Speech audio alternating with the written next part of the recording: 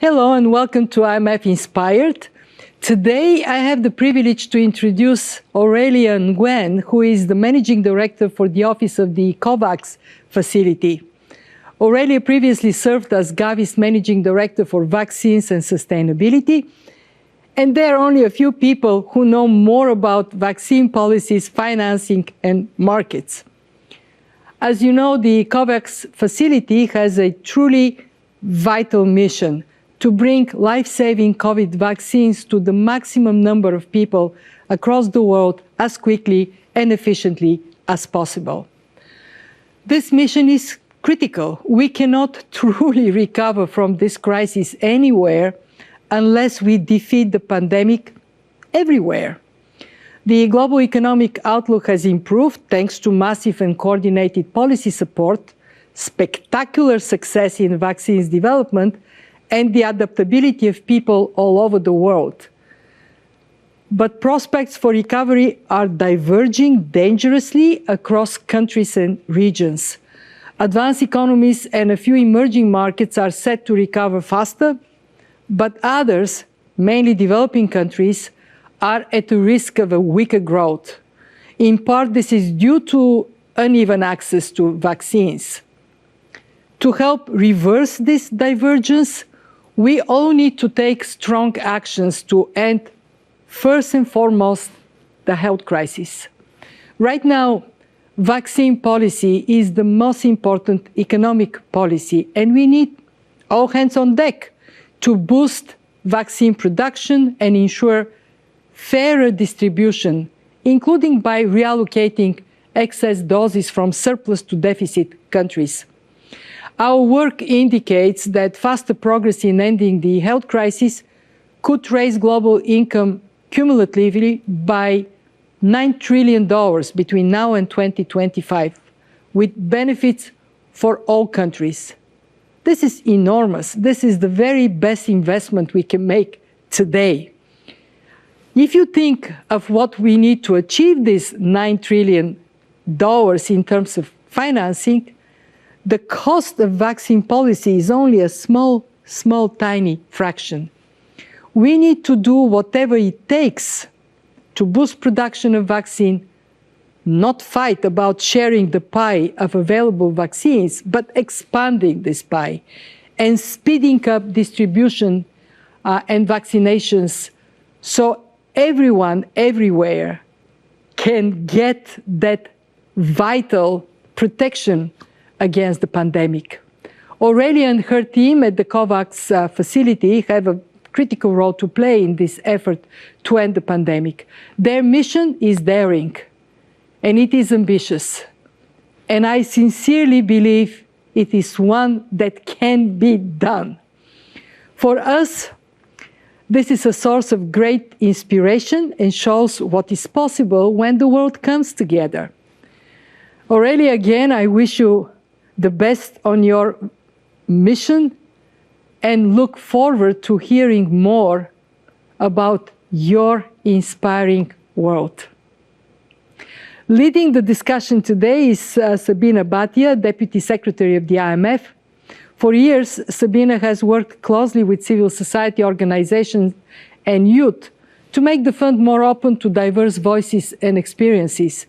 So please join me in extending a warm welcome to Aurélia and to Sabina as well. Over to you, Sabina.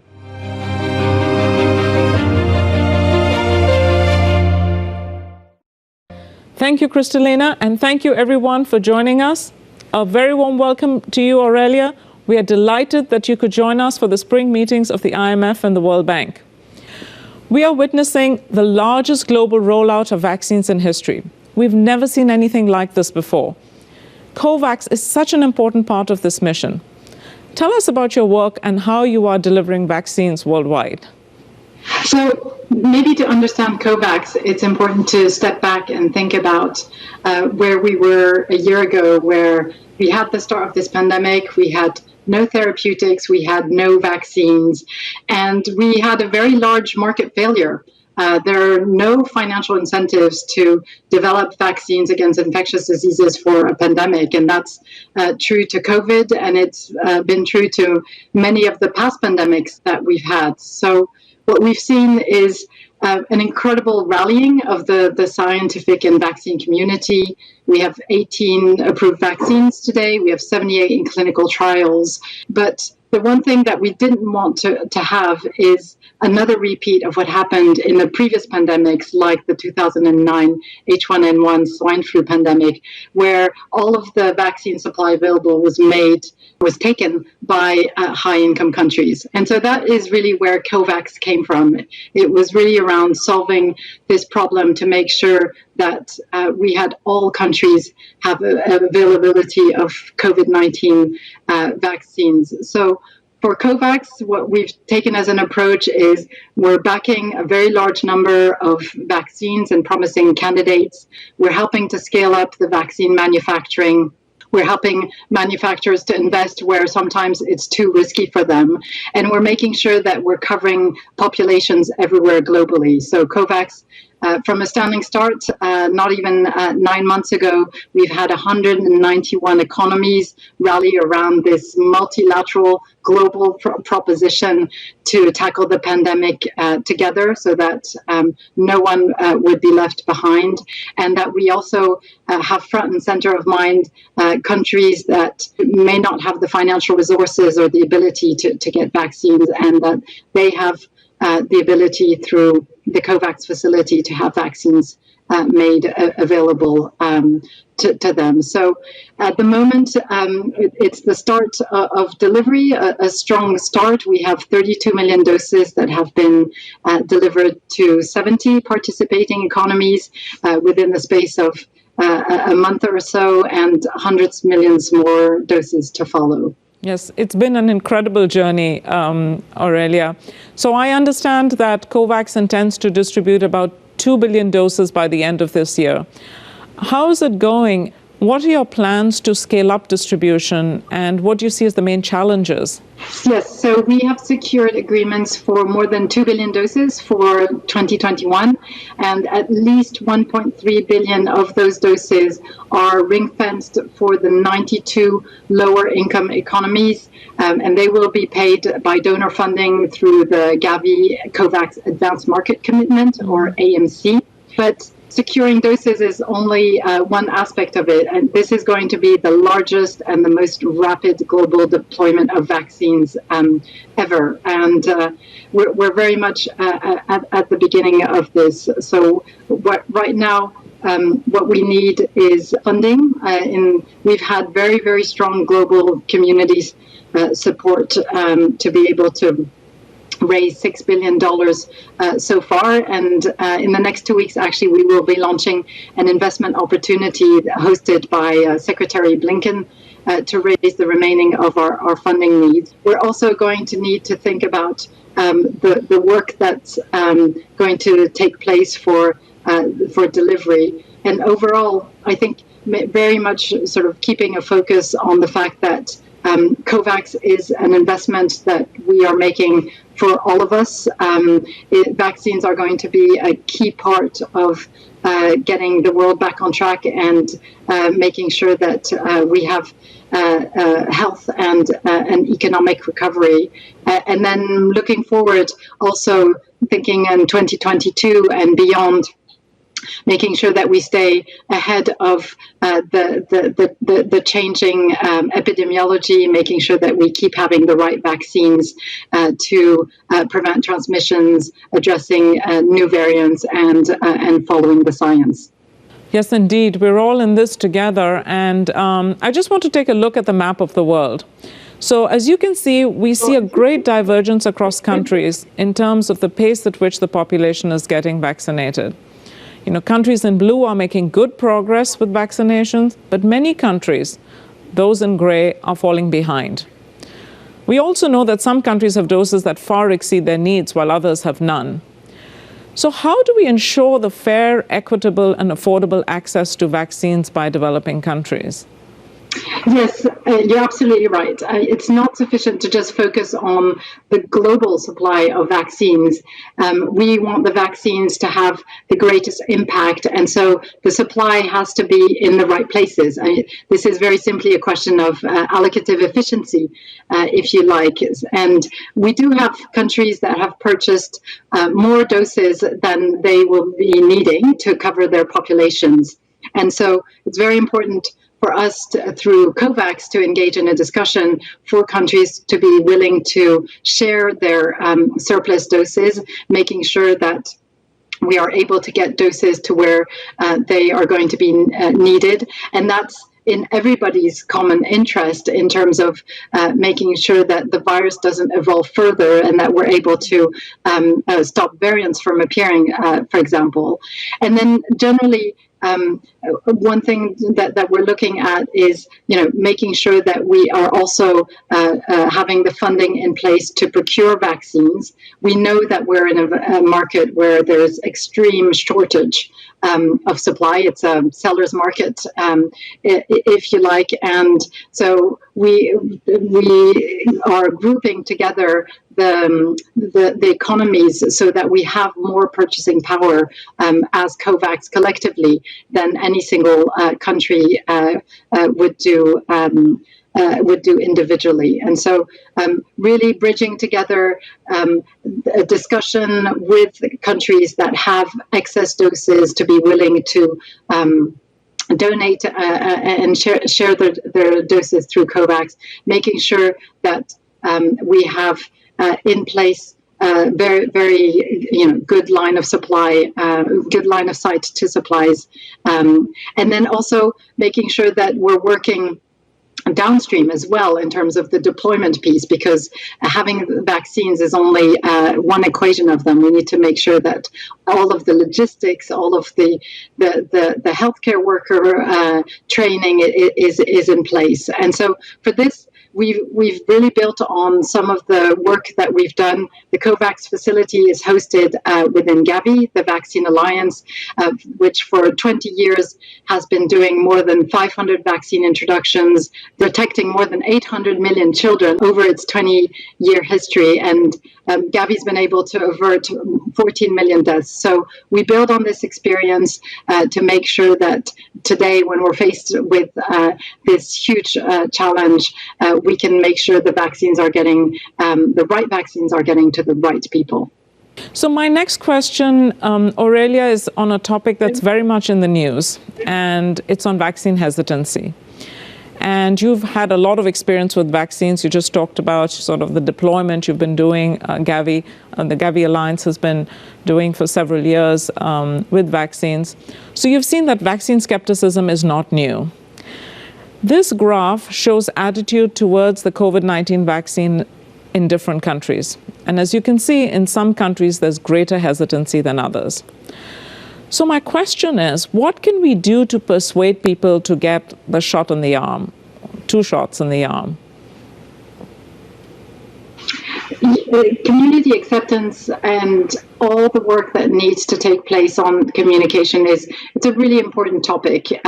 It's not sufficient to have a vaccine. It needs the vaccine needs to be administered, and it needs to be administered to people who understand and accept the benefit of vaccination. So clearly here, I think we're in a situation where vaccines are receiving enormous public attention and scrutiny. And I think because it is an important part of the response to the current pandemic. So very much, I think, accepting people's questions their questions are very legitimate. What we need to think about is how we deal with the questions. And I think inevitably, when there are concerns that are raised, it's important to look into them. We've had a number of instances where with a safety signal rising, what we've done, I think what has been right, which is we have stopped, we have looked at the data, analyzed it, and made a recommendation and proceeded. And I think that's making sure that there there are the right processes to reassure people that we are looking and constantly monitoring safety and making sure we're using the best information is important. I think it's also important to acknowledge that many people are generally accepting of vaccination, and this is a question of making sure that they have visibility and an understanding of the new information that's coming through. I think it also, as the rollouts are happening and as more and more people are being vaccinated, I think that helps with increasing the acceptance. But it's a constantly moving field in terms of information and in terms of community, the questions that communities may pose that we need to be very mindful of, listen to, and respond to. Public health experts tell us that we need around 70 to 80% of the population to be vaccinated to reach herd immunity. So your point on acceptance is really important.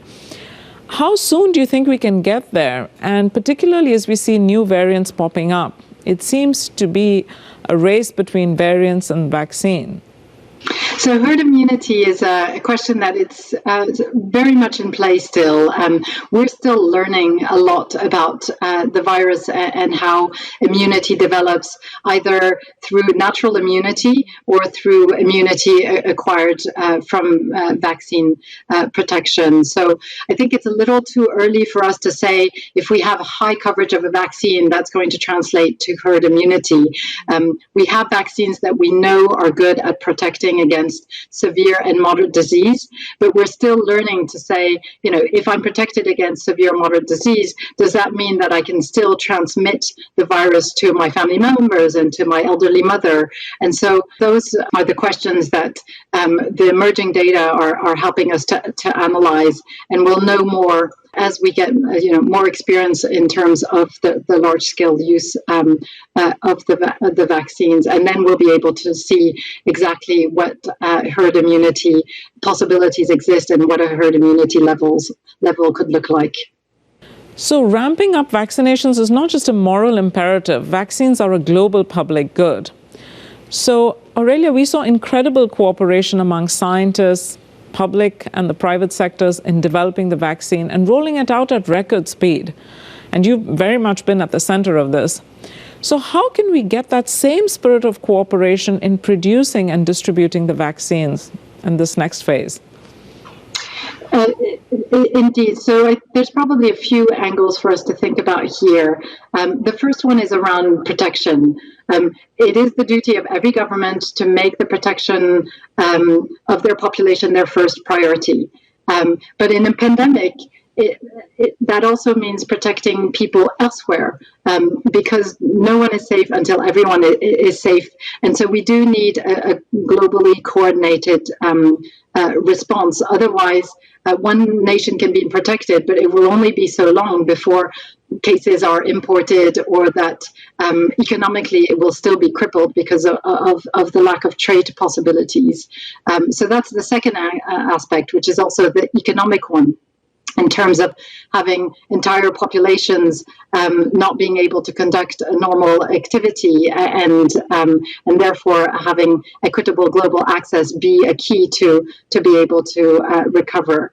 And then, of course, let's not forget the moral argument in terms of ability to pay should not be the deciding factor in terms of who gets vaccinated. And that is very much what COVAX was created for, in terms of making sure that the ability to pay is not determining who gets access, but that we can very much focus on high-risk populations in all corners of the globe for them to get priority. And then within the COVAX facility, we've also looked at specific risks, for example, in humanitarian settings, and making sure that vulnerable populations in humanitarian settings are also able to benefit from vaccine protection as they need it.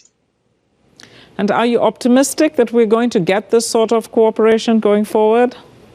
I think there's been, a very strong realization about how individual country responses are interlinked with the global response. And so we've been engaging with many of the governments across the world, including those who have excess doses. So getting to the point around dose sharing, for example, making sure that where there are excess doses, those doses may be reallocated so that we can have a higher global population coverage more quickly.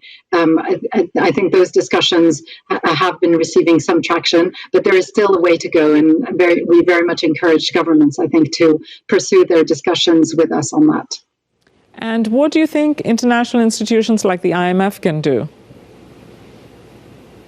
So clearly, the IMF is an incredibly important stakeholder for COVAX, and thank you for having me today. I think having a central institution like the IMF that can call upon countries to continue spending on healthcare is really critical because it will help plot a path to recovery. We know that governments, particularly in lower income countries that have very limited resources, tend to underinvest in health.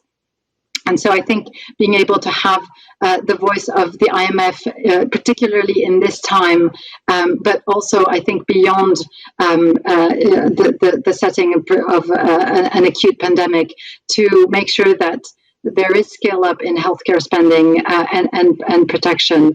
I think the value of vaccination has never been more clearly demonstrated than within this context. But that applies also to other vaccines, not just COVID-19 vaccines, in terms of economic development. And so making sure that there is the underlying investment in healthcare systems so that we protect national immunization programs, that we make sure that routine and primary healthcare programs are being able to be put back on track and then maintained, I think is really critical. And the IMF has a strong voice in this. Well, we at the IMF are committed to helping our member countries weather this health and economic crisis. And we have been encouraging our member countries in the context of fund-supported programs really to do the necessary spending on healthcare. And we're going to hear more on this at our spring meetings this week. My next question is really on preparedness for future pandemics. You will have seen that world leaders recently called for an international treaty to better prepare for future pandemics. We ran a poll on Twitter, and about 60% of respondents don't think we're any better prepared today than we were for COVID-19. So from your perspective, Aurelia, what do you think we need to do to be better prepared? Are we drawing the right lessons? So fascinating results. First of all, perhaps to ground ourselves in the fact that the pandemic threat is increasing. The ability for outbreaks to quickly escalate into epidemics and into pandemics is rising. We know this because we are seeing the patterns in terms of human encroachment on the natural environment, the modern agricultural practices that are used, climate change. Those all increase the potential for a deadly pathogen to spill over into human population. And that combined with increased migration, population growth, urbanization, again increases the risk of outbreaks taking on very, very large proportions. So in terms of preparedness, I think one is really to look around the level of investment that's going to be needed on an ongoing basis. If I think we had more of the systems and infrastructure in place before the pandemic, we would have been able to respond to it faster and more effectively. So I think making sure that we keep in mind this experience to help teach us what a basic level of preparedness that needs to be ready at all times is, I think, is an important piece. The other piece is also around strengthening global surveillance of infectious diseases. and related to that also in terms of how we invest in vaccines, and really do see them as an investment. In COVAX, we are a coalition of three partners. So Gavi, the Vaccine Alliance that I represent, the World Health Organization, and also the Coalition of Epidemic Preparedness Innovations, CEPI. And CEPI was very much created in response to the West Africa Ebola outbreak. And so I think that was a helpful step, but I think we need to make sure that we have these more durable and sustainable features in place, because ultimately the market failure that I referred to in the beginning will still exist in terms of not having the commercial incentives for the private sector to invest in infectious diseases that may or may not happen, that may or may not have a small or large scale, and really thinking about how the financial systems are set up so that we are able to tackle this and have a basis that we can draw on more readily at any moment in time for any pathogen that may arise. Right. Clearly, preparedness is something that policymakers are going to be paying a great deal of attention to in the coming months and years. So this pandemic has taken a huge human toll. Each one of us has been affected to a greater or lesser extent. Simply put, we need more vaccines to end the pandemic. For that, we need more funding, more cooperation, and more solidarity. And COVAX is essential to make that happen. So Aurélia, this brings us to the end of our program. Thank you for joining us. We wish you the best in your vital mission. And I would like to thank everyone for joining us for this conversation today. From the IMF in Washington, I'm Sabina Bhatia, and I wish you a very good day.